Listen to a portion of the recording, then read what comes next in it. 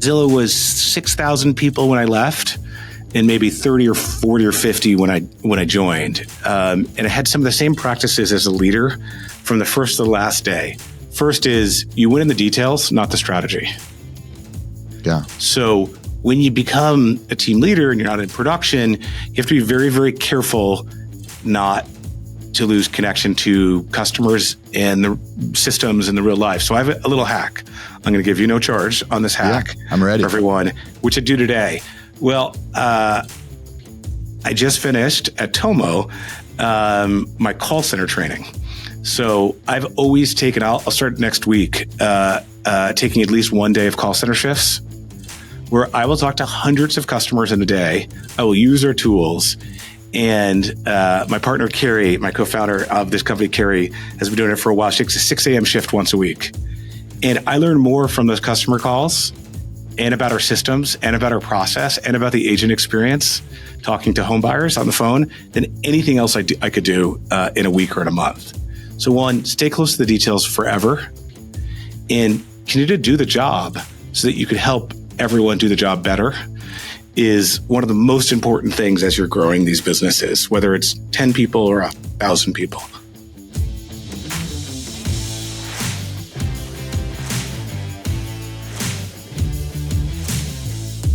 So the question is this: how do most agents succeed in today's competitive real estate market when all the successful agents are keeping the secrets to themselves? So that's the question, and this podcast will give you the answer. I interview agents from all over the world. I ask them their tactics, and they share all of their secrets with me so we can give them to the world. I'm Aaron Amuchastegui, and welcome to Real Estate Rockstars.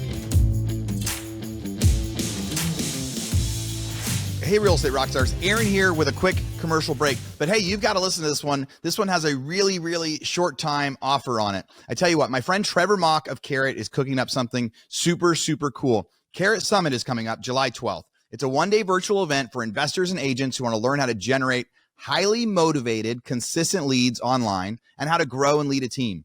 The sessions will range from tactical breakouts on today's most effective marketing strategies like SEO, Google, AI, ChatGPT for lead gen, also to leadership topics like how 8-figure CEOs delegate. Trevor is an expert at that. If you follow him on social media, you'll see he shares so much about how he delegates and grows his huge businesses.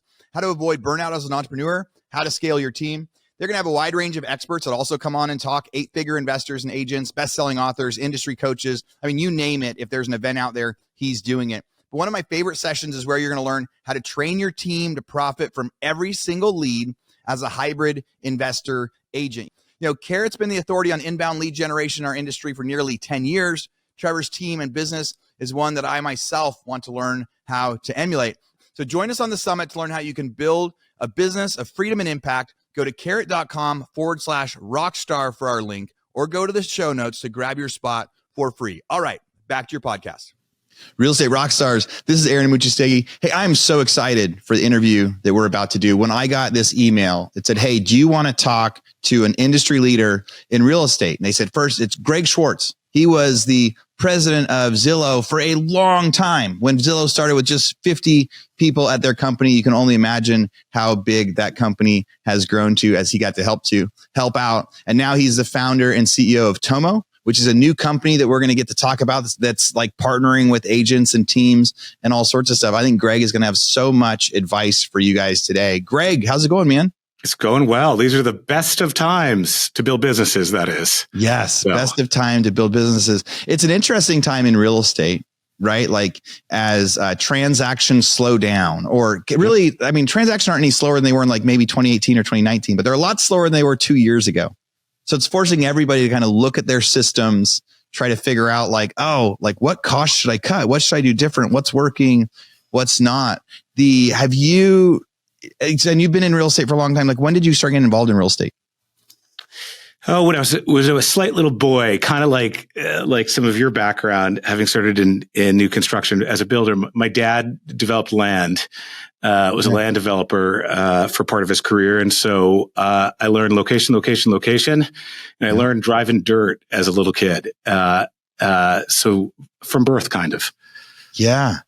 So you started around it, and I did too. I grew up on the construction sites. I grew up having to weed. I hated it when my dad was in land development during early 80s was a tough time for especially like up in Oregon where I was originally from, because all of a sudden, interest rates went crazy. There was all this crazy stuff, and he owned all these lots, and I hated that he owned all these lots because I spent my summers just weed eating them and like cutting the grass down. And he's like, well, now you have a job. I'm like, I didn't want a job. I want to play with my friends on that. So I've seen land, and then I got to work on his construction site, starting as a guy just picked up everybody's trash, And that's why you are where you are, right? It is absolutely where I am. It's funny. I didn't really appreciate it till I was in my late 20s, early 30s, and went, man, I'm so glad my dad made me work when everybody else was having fun. And I got to see that stuff. So you grew up watching construction or watching development into real estate. Did you ever become an agent? I don't have a license, but I feel like I've worked thousands of deals in my life, but never been the license holder per se. But I've employed lots of agents and brokers and loan officers and the like. Back to land. I bet you learned some fundamental things that you keep with you today from your dad. I did from mine, and the most fundamental was awareness of debt.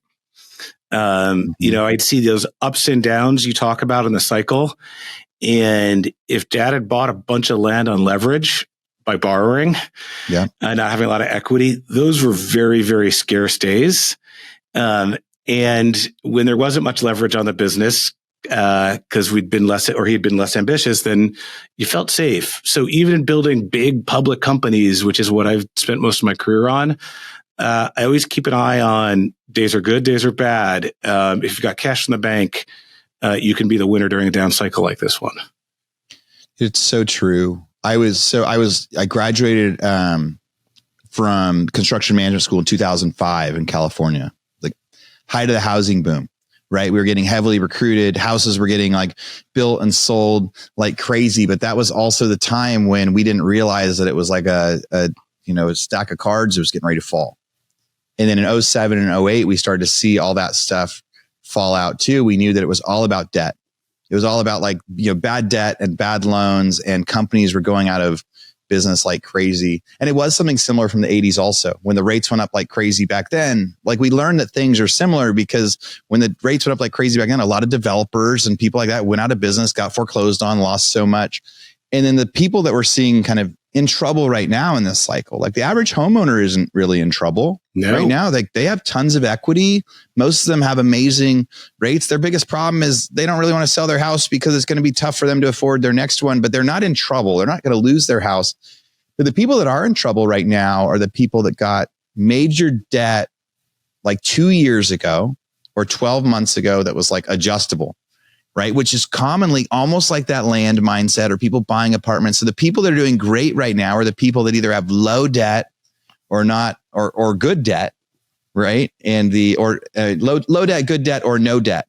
And the people with heavy debt, man, it's a lot harder game. Hey, real estate forever and ever is a pretty simple business, whether it's going to go up or down. It's about jobs. Do people feel safe? Do they have income? Mm-hmm. And it's about inventory availability, supply, demand. And so we actually have a pretty bright future ahead of us, even with a confused economy coming through all we've come through. The issue, if you hear on Wall Street, is the jobs numbers are still really good. Yeah. So people are employed, income is still strong. And then the other thing here is, what are we pressed by? Inventory availability, right? If you go in any real estate community, any agent, any lender, all you hear about is, hey, when stuff hits the market, it's gone in 30 days if it's decently priced. Yeah. Historically fast. So what we do here is still in great demand. People want to build their lives not in a rental home or a big tall tower. They want to own and have the dream and put holes in the walls. We're just not building enough homes. And you know this because you did it. We're still 6, 7, 8 million homes underbuilt for our current population. And that's why prices are sky high. So, hey, we're going through a little blip here or a drop here, which makes sense. But first-time home buyers don't have interest rate lock-in, right? They've got high rent. So they still want to get in this market. and we still have a huge amount of demand for what we do. So this is a great opportunity. And I think the big innovative companies of their day come in times like this. Zillow came out of really accelerated 07, 08. Yeah. The last company.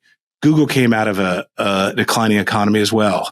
You see these trends on these really big, innovative, valuable companies. People try new things when times are stressed. When times are great, who had the time? Yeah. So real estate teams, brokerage brands. Oh my God, it's the most creative time probably in my career in real estate, in the brokerage and team business. And then on the mortgage side of the business, what Tomo does for a living, folks need a better, less expensive, more predictable way to get them in a house. And agents are willing to try new things because they have to execute to perfection. And so I think we're going to see some really interesting companies emerge and winners. You're so right about the crazy times and what we're going to see next. And it's about the people that can analyze, like, what is the market? Where is the opportunity? And, I built one of my biggest businesses in 2009 when I got laid off from the home builder, right? When we got put out of business, and it was like, had to discover courthouse step auctions at a time when I tell people, like, I was the third person buying courthouse step auctions in wow. Sacramento, California, one of the hotbeds. And I was the first person to do it at scale. I was the first person to say, like, hey, if I ran this like a home builder and I bought 30 houses a month and had customer service teams, like I was the first, right, in that area. Now there was plenty of cities where there were other first, but it was like created this industry at a time when, if I hadn't gotten fired, if I hadn't gotten laid off, if everything hadn't shut down, I would have never done it. I would still be like a production manager at a home building, company.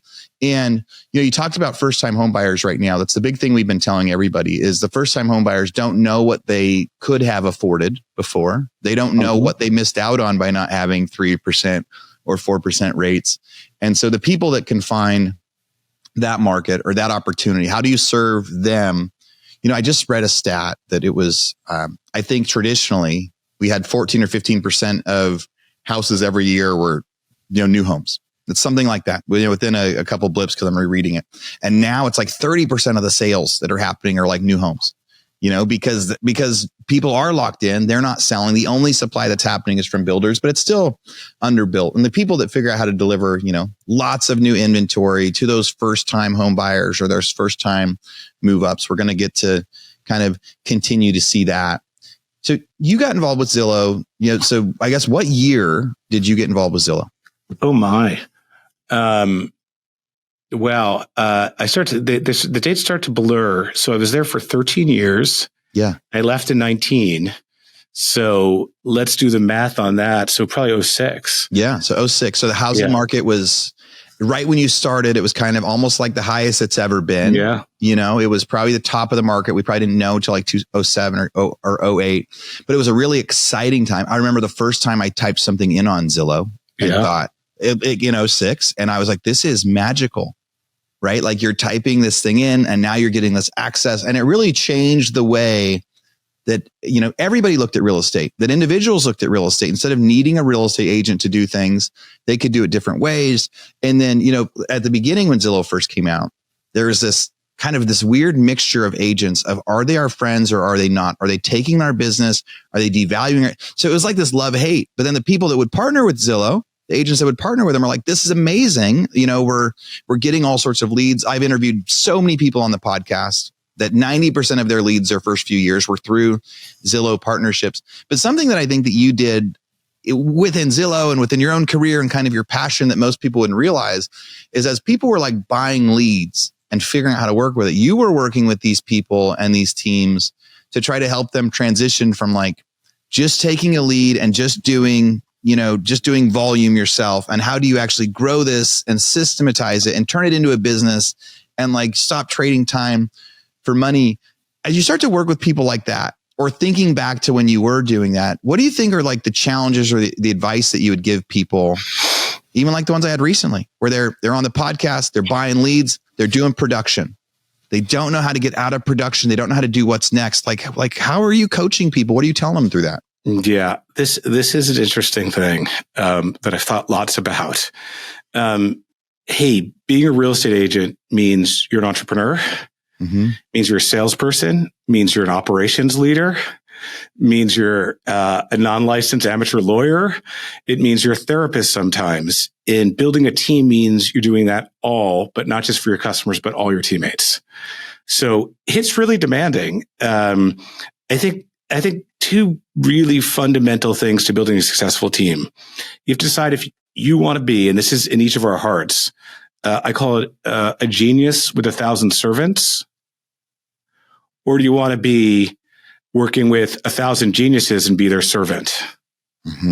There's a subtlety there, and there's not a judgment there's no moral judgment from my part, but you have to know what you intend to be, or these things are very, very hairy, because teams are just about people. It's not about the CRM software. It's not even about the lead quality. It's about the people you build on the team, what you expect of them, the values you bring to them. And then, do you want them to be subservient to your brand, your ego, your production? Or do you intend to invest in them and eventually you fade into the background and you're subservient to them in many ways? Nothing wrong, but you got to choose which one you want to be. And I see so many friends who aren't very clear on that. And whenever I hear, hey, we've got new agents or a new ISA or the third newest ISA, I always go back to, are you being a leader or are you being a servant? Choose.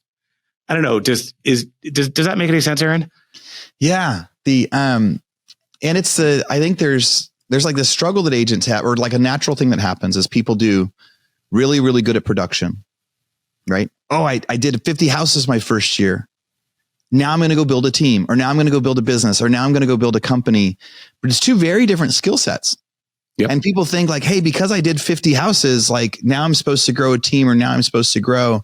And these skills aren't aligned. It's not the same thing that got you here won't get you there. And I think that people struggle with that to figure out how to make that shift in mindset.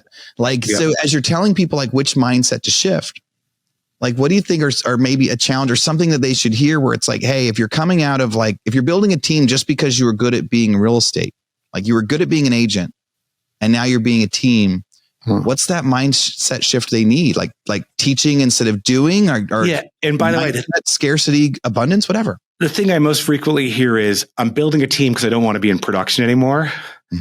Not because I want to incubate careers, teach them, grow them to be better than I am at this thing and take joy from that. Yeah.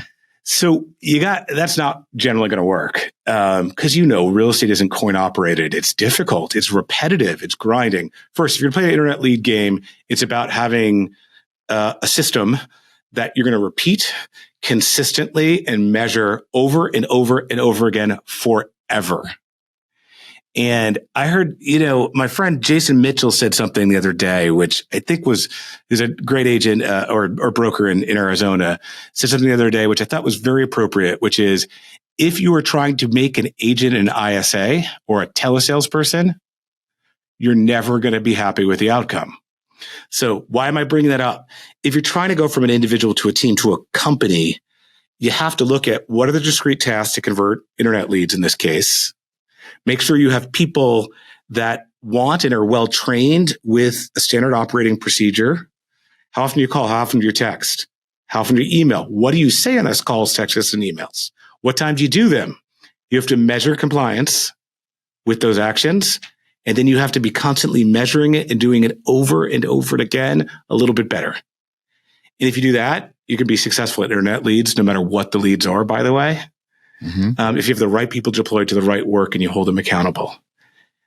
That's the first key thing. I'd suggest the second key thing is decide what your brand is and what your key service proposition is. Do you do historic homes? Do you do a neighborhood? Are you looking for being a social media agent that's most well-known online? Decide what you are and don't try to be everything to everybody. I see a lot of success with folks micro-targeting who their brand is, who their customer is, what their service. Yeah. Hey, real estate rock stars, Aaron here with a quick commercial break. But hey, you've got to listen to this one. This one has a really, really short time offer on it. I tell you what, my friend Trevor Mock of Carrot is cooking up something super, super cool. Carrot Summit is coming up July 12th. It's a one-day virtual event for investors and agents who want to learn how to generate highly motivated, consistent leads online and how to grow and lead a team. The sessions will range from tactical breakouts on today's most effective marketing strategies like SEO, Google, AI, ChatGPT for lead gen, also to leadership topics like how 8-figure CEOs delegate. Trevor is an expert at that. If you follow him on social media, you'll see he shares so much about how he delegates and grows his huge businesses. How to avoid burnout as an entrepreneur, how to scale your team. They're going to have a wide range of experts that also come on and talk, 8-figure investors and agents, best-selling authors, industry coaches. I mean, you name it. If there's an event out there, he's doing it. But one of my favorite sessions is where you're going to learn how to train your team to profit from every single lead as a hybrid investor agent. You know, I've talked about that on here. We promote real estate agents and trying to tell people everything they need to do to get more lead gen. But one of my favorite talks at my mastermind last year was these guys that came on and said, hey, if you were only trying to go be a listing agent, then it's like you're working for tips. You've got to be that hybrid investor agent where sometimes you make offers to buy properties at the listing appointment while you're also telling them that you can list it for them. You know, I checked out the lineup and summary. They're going to focus on lead gen, mindset, vision casting, all stuff I talk about on the pod all the time. You know, I'm also a part of an annual mastermind Trevor puts together, and it's always one of my favorites. He definitely knows what he's doing, and him and I even grew up in the same small town in Oregon, so it's extra special to be able to promote this event for him. You know, Carrot's been the authority on inbound lead generation in our industry for nearly 10 years. Trevor's team and business is one that I myself want to learn how to emulate. I mean, he even has a competitive business to one of mine, but he does so well. I have to respect that. So join us on the summit to learn how you can build a business of freedom and impact. Go to carrot.com/rockstar for our link, or go to the show notes to grab your spot for free. All right, back to your podcast. And starting back to what you just said there, Greg, at the beginning about that team, people say, I want to join a team because I want to start a team because I want to get out of production. I want to hire people because I don't want to do the hard stuff anymore.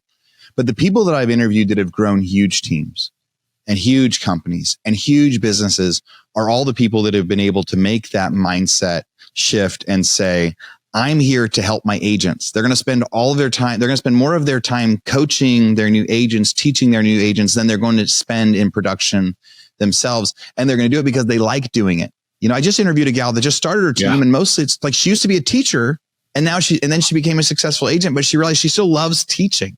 So she's like, now I'm going to transition to teaching again. And like, that's the difference, right? Like, that's how people can like grow if they're like, no, I'm going to teach instead of produce. Yeah. Hey, you have to love people. And then you still have to love the practice of the business, because the business changes quite a bit. I do a thing, which keeps me rooted, right? Hey, Zillow was 6,000 people when I left, and maybe 30 or 40 or 50 when I joined. And I had some of the same practices as a leader from the first to the last day. First is you win in the details, not the strategy. Yeah. So when you become a team leader and you're not in production, you have to be very, very careful not to lose connection to customers and the systems in the real life. So I have a little hack. I'm going to give you no charge on this hack. Yeah, I'm ready. For everyone, which I do today. Well, I just finished at Tomo my call center training. So I've always taken, I'll start next week, taking at least one day of call center shifts, where I will talk to hundreds of customers in a day. I will use their tools. And my partner, Carrie, my co-founder of this company, Carrie, has been doing it for a while. She takes a 6 a.m. shift once a week. And I learn more from those customer calls and about our systems and about our process and about the agent experience, talking to home buyers on the phone, than anything else I could do in a week or in a month.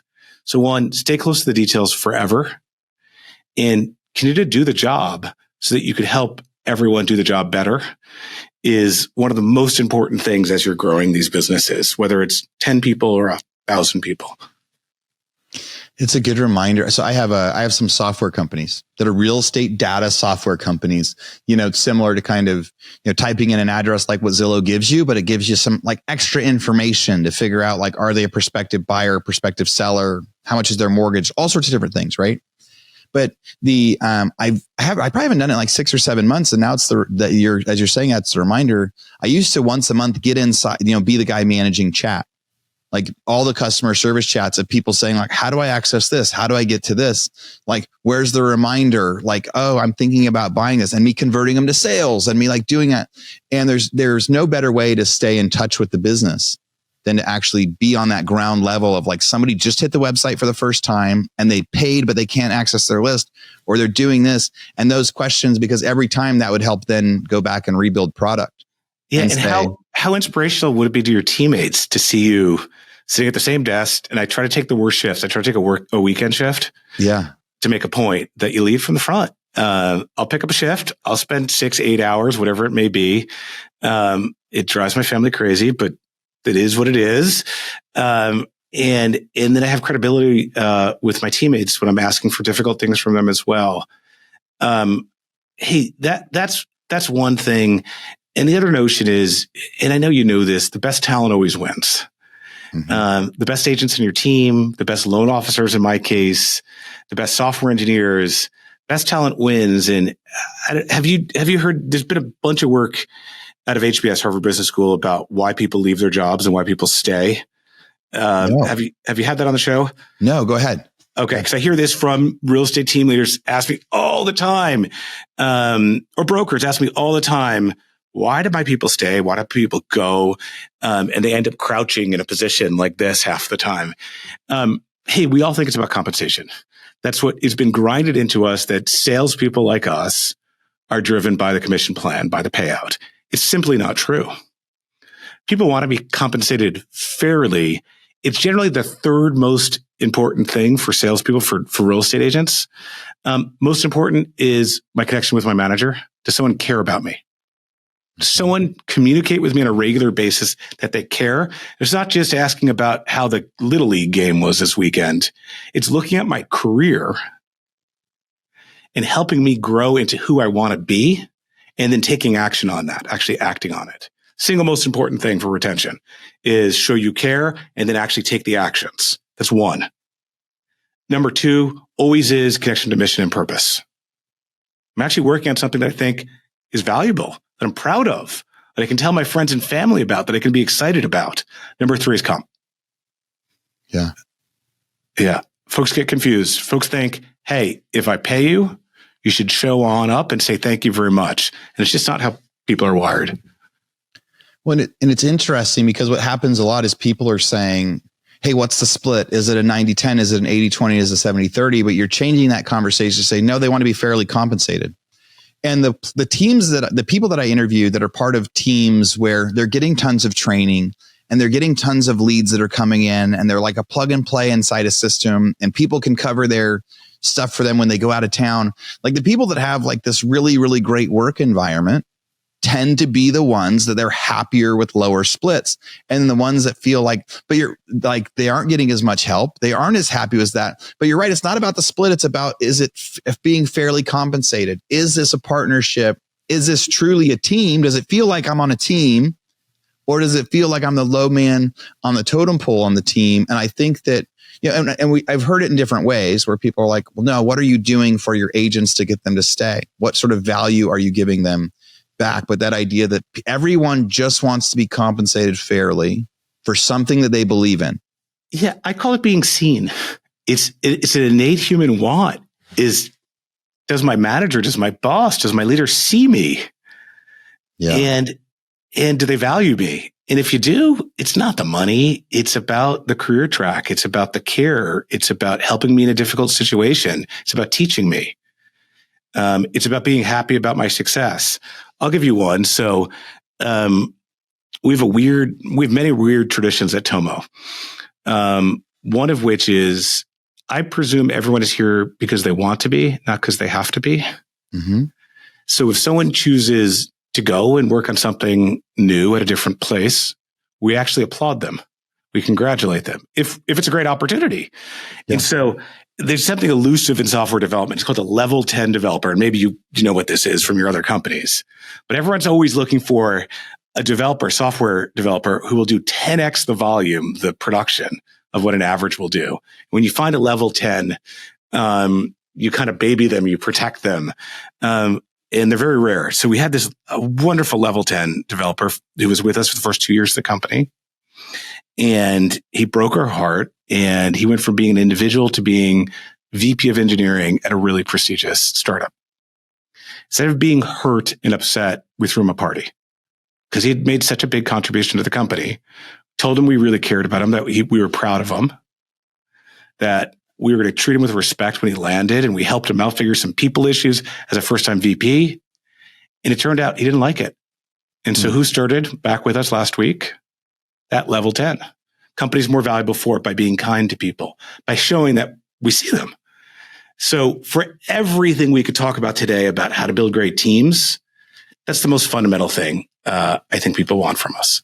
Hey listeners, Aaron here. I just want to tell you about something I'm super excited about. You know, a couple months ago, I had a bunch of people in my office in Austin, and I taught what I called my foreclosure masterclass. It was to teach investors how to make money with distressed real estate investing through foreclosures and other sorts of leads that are out there of people that are desperate to sell or need to sell, and maybe they don't even know it yet. And that process. Well, we had so much fun when everyone came to the office. So many people said they wanted to do it again. I recorded the class. It's now live and available for purchase. So if you're interested in learning about becoming an investor and learning about becoming an investor agent, being able to educate yourself some more around foreclosures, about distressed real estate, and how to get those, go to theforeclosuremasterclass.com. Theforeclosuremasterclass.com. All right, back to the podcast. Seeing them and appreciating them, so I struggle with this. I have lots of companies. I have lots of people on the team. I've got lots of team members, some that I see hardly ever often. And I guess and sometimes one of the problems is that I probably operate myself. So now I'm just asking you for a little bit of coaching, right? Like I've got my high level guys are the ones that I think I say, they don't need me. They're good at running that part of the company. So like, I don't have to check in with them as much because they're so great. But I think it has led to conflict of some of those high level guys after a while not being excited anymore, not necessarily feeling seen.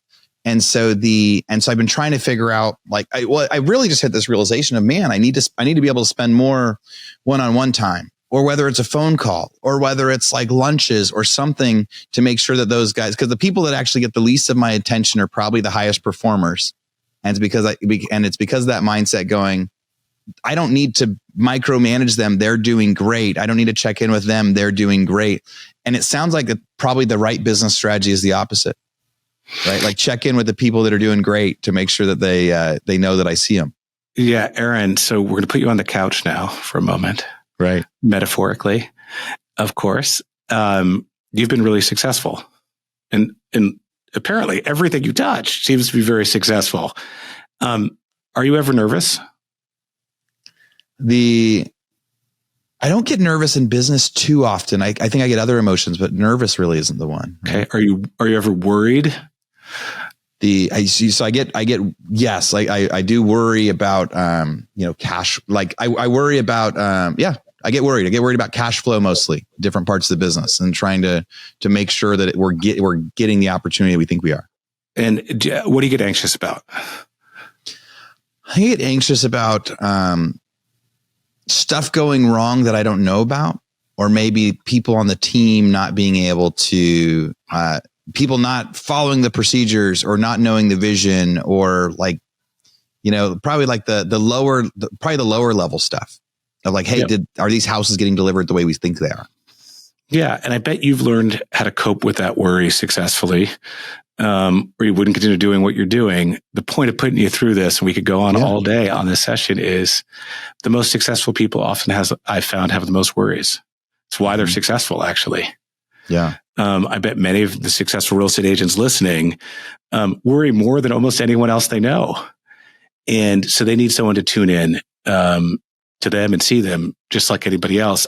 It's actually become part of our core biz strategy at Tomo. And one of the reasons why we founded this company, and I'll kind of give you a little history. Back when we were building Zillow, Rich Barton, who's the iconic founder of Zillow and Expedia before that, has a mantra, which, and the guy's unbelievable and founded like 10 companies that have become part of daily life, right? His core business philosophy was power to the people. He wanted to break down incumbent strong entities and give power to consumers. And that's been consistent, whether it's in travel or in real estate, or movies with Netflix, which he worked on. It's been there. Our consistent belief here, which is really the founding of the Premier Agent program at Zillow, which Carrie and I, it's one of our, most proud, maybe controversial, but proud inventions. And I was standing in an elevator when we named it or when I named it, and every little step for 13 years was from the soul, from care. And now for Tomo, the unification there is people want to be seen. And can I give you a story, a founding story? Because every company has a founding story. So visualize this. 30-something-year-old guy, cute little family, has one little kid, moving into their first home they've bought out of a rental home. It's a day before close. This little guy in his blue shirt lives in Seattle. What does it do in Seattle? Rains. The day before close, he used a mortgage broker. Questionable decision. He wasn't super knowledgeable about the process at the time. Day before close, he was not cleared to close. Day before close, the mortgage broker calls him up and says, "I haven't heard back from the bank in a week. I don't think we're going to close tomorrow, and I don't know when we're going to close." Okay, this little fella, obviously me, has a notice stapled to the front door of his rental house that says eviction, not because of me, because the owner hadn't been paying his mortgage. So the house was going to get foreclosed. It was foreclosure notice, not an eviction notice. So I visualized, this is buyer head. Every one of our customers has this. I visualized all of my stuff on the front lawn in cardboard boxes in rainy Seattle. And at that moment, I knew I was going to start a company eventually in the mortgage space. For me, luckily, I happen to have known the lender that we're getting financed by. I'll say today, it was ING Direct. Okay, they're not in the business anymore. And ING happened to be a guy I was a summer intern with, was the president of ING by random luck. So I called the guy up and we got it closed. But it took knowing the president of the bank to get it closed on time. And that's one of the inspirations of Tomo, which is you shouldn't have to know me to get us to close on time without drama. Yeah. And the company Tomo is based on an obscure Japanese concept called omotenashi, which is about service, the Japanese service strategy and philosophy. Have you ever been to Tokyo or Japan? I have. Yeah, I've made a couple trips out there. Okay, so this is so good. So were you struck by the service experiences in Japan like I was? Japan's fast. It's struck by so service is amazing. Plus everything is like big and fast. And there's a lot of people, especially like in Tokyo. So it's kind of surprising how well service can be when they're servicing so many people.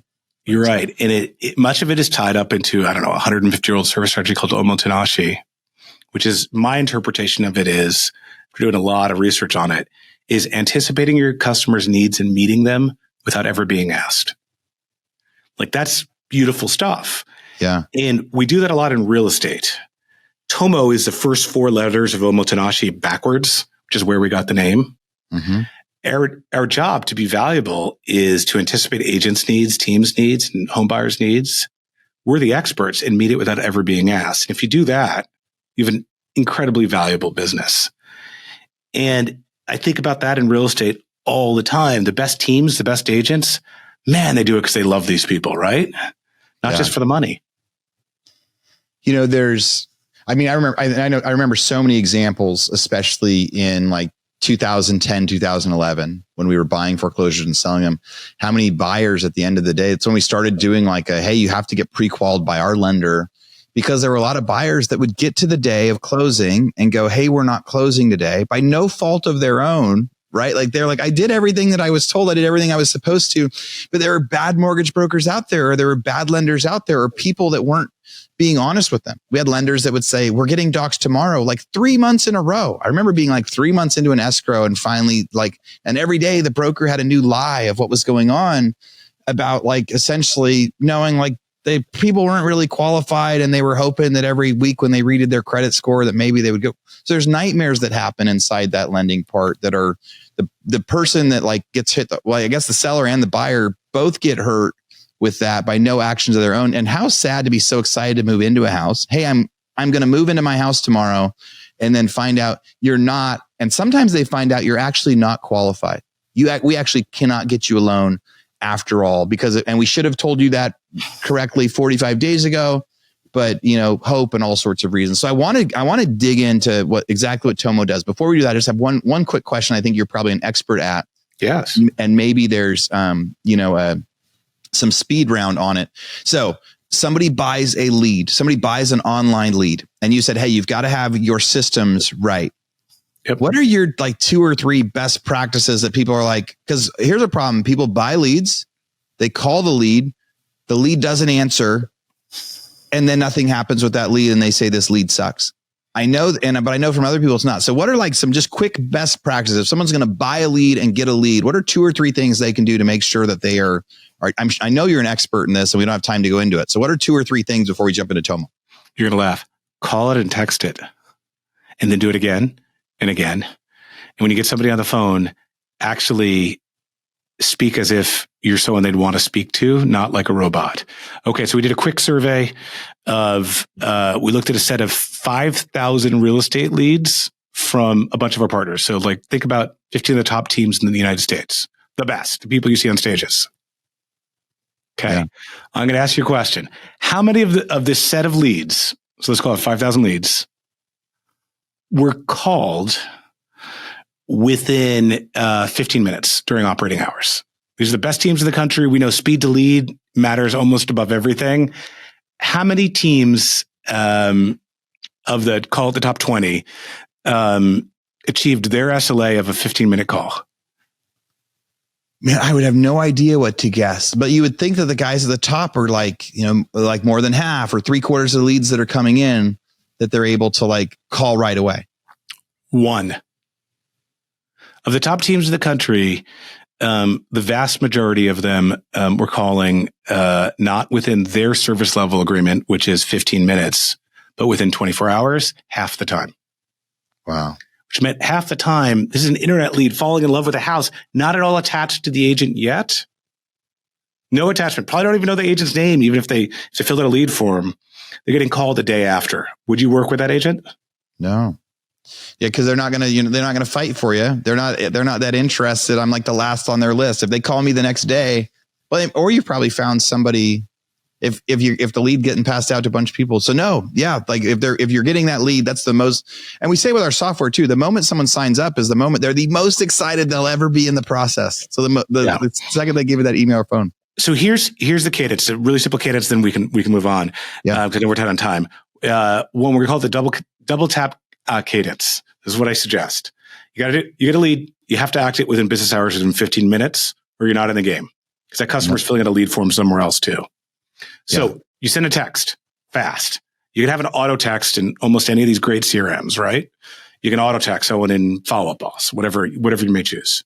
So you set up a template which says, thanks, got your inquiry. I'm calling you momentarily. Please pick up. Yep. Hey, if you want to use something like BombBomb and put a video in there, all the better. That stuff works really well. So you send out a text. You call. Guess what? They're not going to pick up. Yep. You call the second time, 90 seconds later, it's called the double tap. It doubles your pickup rate on first call. Text, call. I would do that on every single opportunity if you're getting leads. I love that. The text will say, hey, I got your thing. I'm going to call you momentarily. So then they know whatever they're going to be doing, if they want to talk, put it away, whatever. You call the first time, they start to recognize it. And it's funny. People like filling out the forms. People don't like talking on the phone yet. They would probably more likely to text, but calling that second time, I like that. Very simple. Send a text. Hey, I'm about to call you. Please pick up. Call them. They don't answer. Call them again. And I had a guy speaking to our mastermind group yesterday, and he talked about that of calling, twice in a row, and just how much more his percentage was just exponentially higher of that idea of maybe 1 out of 20 were answering the first call, but 10 out of 20 were answering the second call. And most people out there are still only dialing once, or they're not dialing within 15 minutes. All right. Yep. So you've got to share with, this has been a fun conversation, but now I want to hear about, what are you guys doing with Tomo? If agents want to hear about that, so you talked about, you're trying to make that mortgage process better and simpler and predictable. you're trying to work with, big teams and like help them through that. So what exactly is Tomo? Yeah. So Tomo is a mortgage lender, not a mortgage broker. We're our own bank, licensed in non-bank lender, licensed in 32 states as of this morning, Cool. 2.5 years old. And we're radicals. We're radicals to never, ever, ever miss a close date and try to never, ever, ever be the source of drama. How do we do it? One, we're a digital mortgage company where a customer can apply online, where they can get their statuses online, where we're starting to do things like real-time underwritten pre-approvals. So you can really be confident if you're an agent and you're presenting an offer that we're going to back it. It's a real commitment. But we're doing these things digitally, and we've got world-class loan officers, accessible 7 days a week, 14 hours a day, every time zone we operate in. So terrific experts, but we're trying to do a lot of the back office work digitally because customers don't want to talk to us about that stuff. They want to upload docs, connect their accounts, get an actual number from us, select a financial product without talking to us often, get a little guidance from our loan officers. And we're here for them. And then we've got this radical approach to accountability, to agents in particular. My partner and I personally sign every pre-approval letter and put our personal mobile phone numbers on it. Dare Jamie Dimon at JP Morgan Chase to do that. Yeah. No chance. A good guy though. And we love when agents hold us accountable if we're the source of drama, which is very rare. So a high quality mortgage company that closes on time with really broad, thoughtful financial products, especially for first-time home buyers. Got great FHA products, mortgage products. We've got great products for folks who might not have much cash for down payment. And then we have some crowd pleasers. So no lender fees at all, because everyone's got scarce dollars to put down. Yeah. So we have competitive rates, no lender fees. And here's the innovative one. We try to solve problems. And the most frequent problem I hear from agents is appraisal still. Mm-hmm. So we've got this really innovative program called an appraisal guarantee, where when an agent's about to enable an offer on a property, just check the address with us really quickly, do a quick check on the value of the house, and we'll guarantee that we'll meet the list price. I'm sorry, not the list price, the offer price. Yeah. And if the appraisal comes in low, we'll meet the difference. Hey, real estate rock stars. We only have a few minutes left in this episode, but before we get to the grand finale, I just wanted to say, as always, thank you for listening. Podcasts are obviously free. You don't have to pay to listen to the podcast, but if you could pay one thing, if I could charge you one thing to listen to this podcast, what I would ask you to do is go, please make a review.